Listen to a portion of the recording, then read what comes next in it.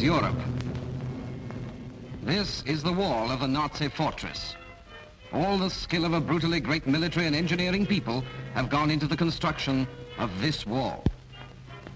Today, boys from New York and London, from Seattle and Manchester, from Toronto and Montreal, from Marseille, Warsaw and Prague, from Narvik, and from thousands of other Allied homes are doing what Hitler and Napoleon dared not do: cross the waters of the English Channel and attack the fortified coast on the other side.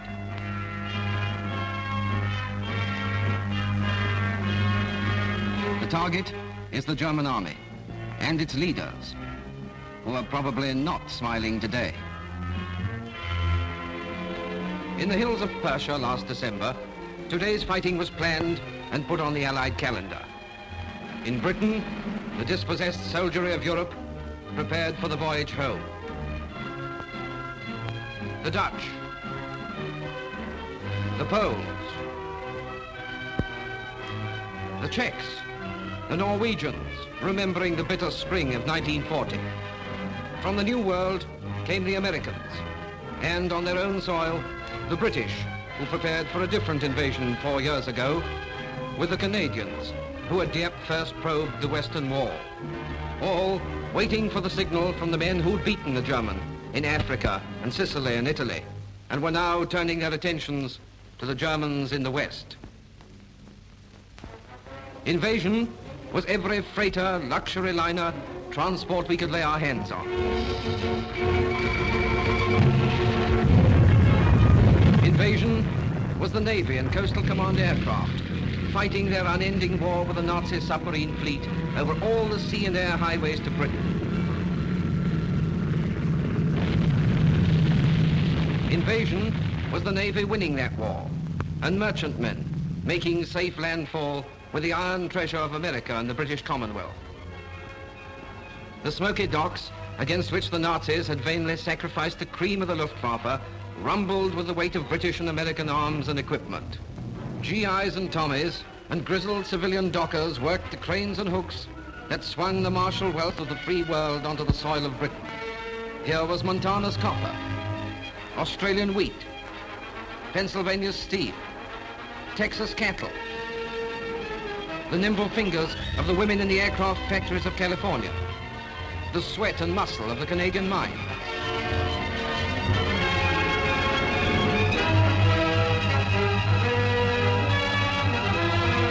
Here was the loaded and crated determination of the United Nations to come to a decision this year in Europe.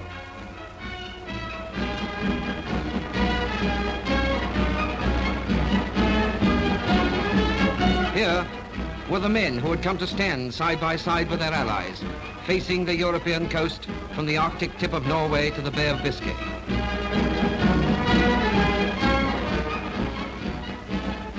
Day and night, the labor went on. At night, too, other guests prepared to visit the Führer.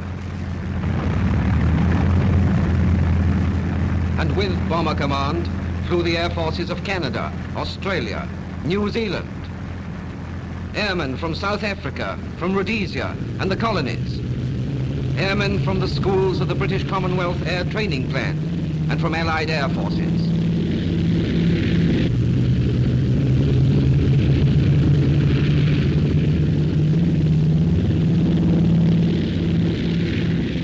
These men, the avengers of Warsaw, Rotterdam, Coventry, London, penetrated night after night through the dark weather over Europe to pound the strategic factories and concentration points of Hitler's empire.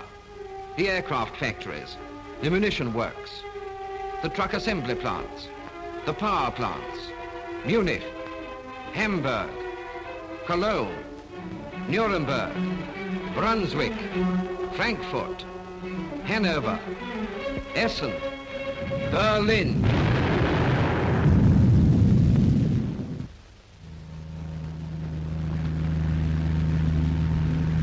Along the bar of Britain, the star, now worn not only by American, but by all Allied vehicles, became as familiar as the advertisement for Bass's ale. On rubber and steel, the goods of war rolled to dispersal and distribution points throughout Great Britain, there to be stored against the day of need.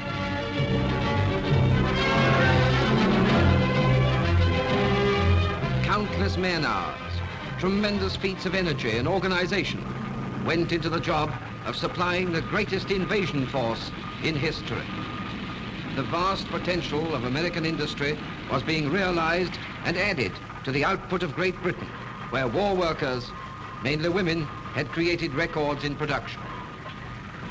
Night and day, the vast business of assembly went on in preparation for the coming attack. And to carry all this, locomotives and freight cars for the railway lines of the continent.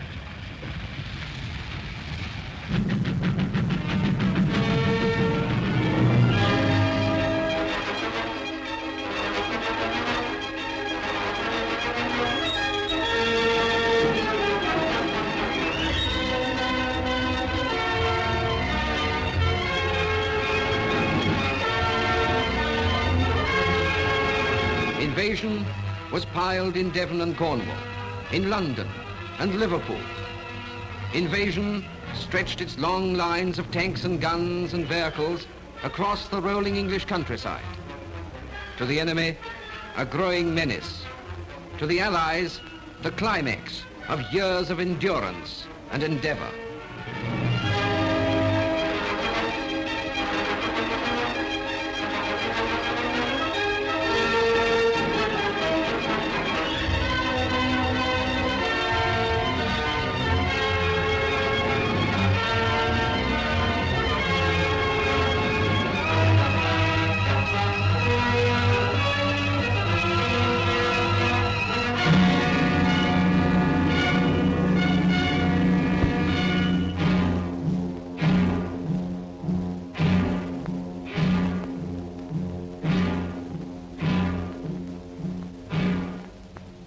To protect these great stores, men of the Home Guard, women of the ATS and Americans stood to the guns.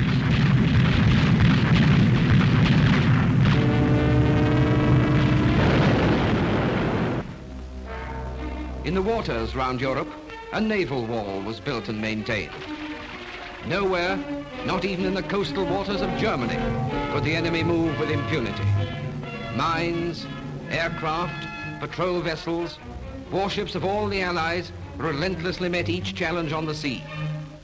Minesweepers cleared the lanes for our own shipping, our own landing craft, whilst motor torpedo boats, destroyers, cruisers, battleships, and aircraft slammed the waning and bedeviled sea strength of the German power.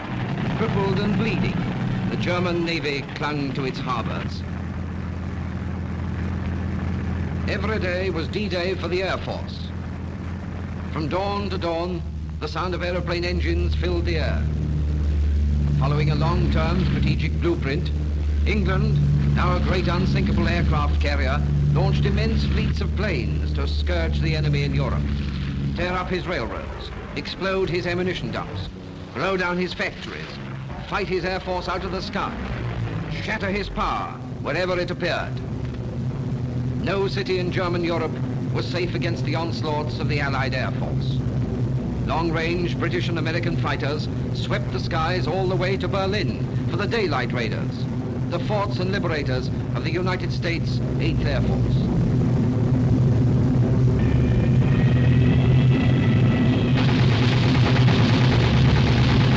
The highways to Germany were lined with flak, and the best pilots of the Luftwaffe still hurled themselves against the fire of the fort's 50s and the Lightning's cannon.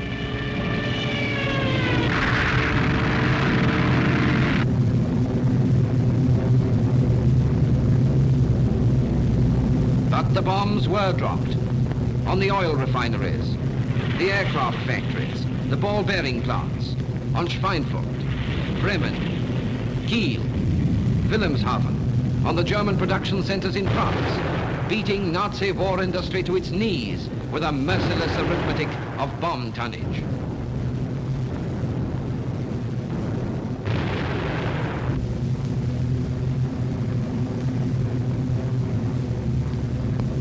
But the Nazis were not to be beaten by air power alone. Men on foot, as in Caesar's time, walking into Europe yard by yard, would be needed to break the German army. The infantry of the air maneuvered through rainy English skies, preparing for assaults on points within the enemy's defenses. toughened and ready, airborne troops were a threat against which no wall of concrete and steel could be erected.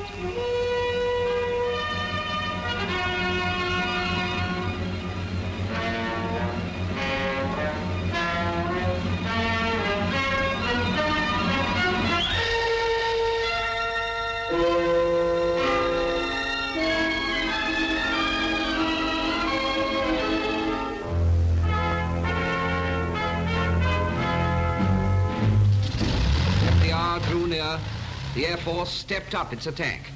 The target was the invasion coast and the country just beyond it. Mustangs, flown by the Poles who'd fought in the Battle of Britain.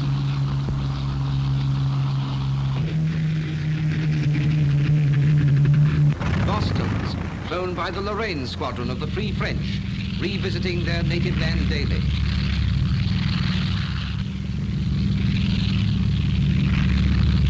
Mitchells, flown by men of the British Commonwealth.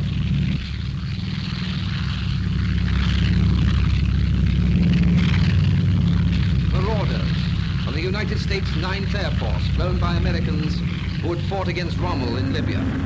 The Allied Air Forces, swarming across the Channel to rock the German army back on its heels.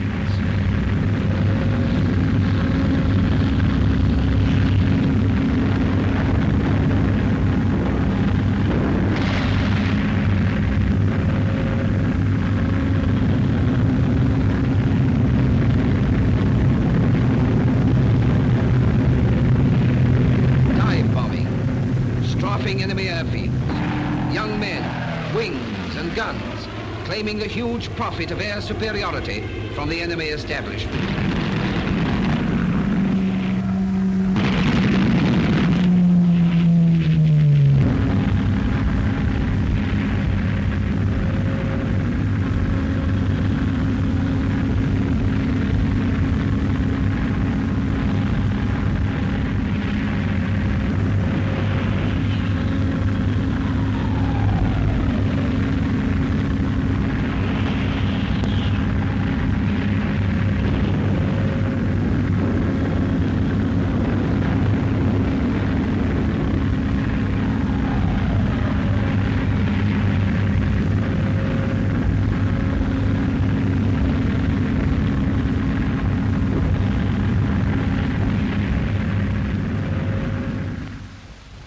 In the coves and harbours of Britain, the ships that were to carry the army to Europe were collected.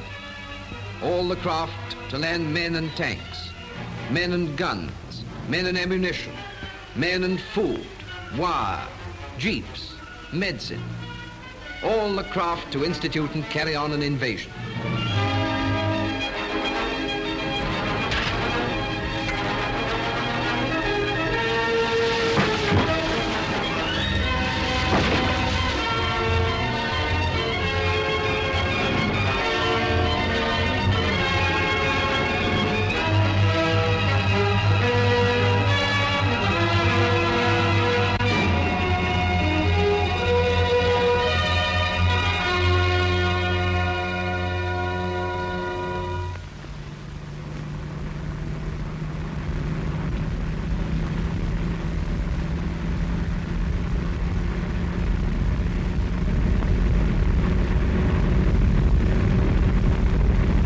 The time had come for the last assault rehearsal.